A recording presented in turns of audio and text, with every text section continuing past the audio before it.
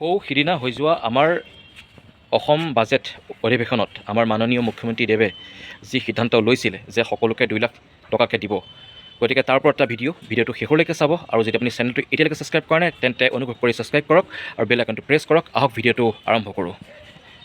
এইবাৰ বাজেট অধিৱেশনত আমাৰ মাননীয় মুখ্যমন্ত্ৰী দেৱে এখন আঁচনি উত্থাপন কৰে। আঁচনিখন হৈছে মুখ্যমন্ত্ৰী স্ব-নিয়োজন আঁচনি। আৰু এই স্ব-নিয়োজন আঁচনিৰ অধীনত অসমৰ পুৰুষ মহিলাই সকলো ডেকা গাভৰুৱে 2 লাখ টকাকৈ পাব। কিন্তু এই 2 লাখ টকাটো কিয় দিব?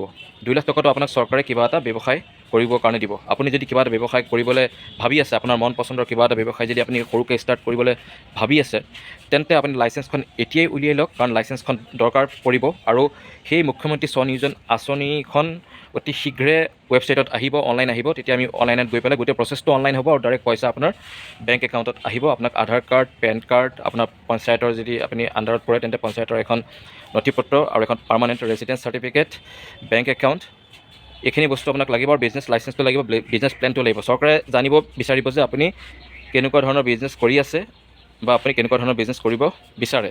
সেই ওপৰত নিৰ্ধাৰিত কৰিহে চৰকাৰে আপোনাক 2 লাখ টকা দিব আৰু বেনিফিচিয়াৰী 1 লাখ টকা থাকিব।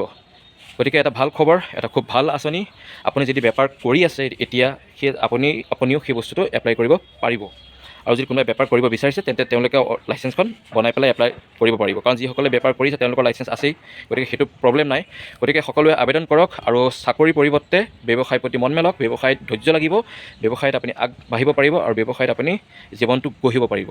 গতিকে সকলোৱে ভালে থাকক আৰু চেনেলটো এতিয়াই ছাবস্ক্ৰাইব কৰক আৰু বেল আইকনটো প্ৰেছ কৰক, লাইক কৰক, শ্বেয়াৰ কৰক, কমেণ্ট কৰক। আকৌ লগ পাই থাকিম ভাল ভিডিঅ'ৰ সৈতে। জয় আই অসম।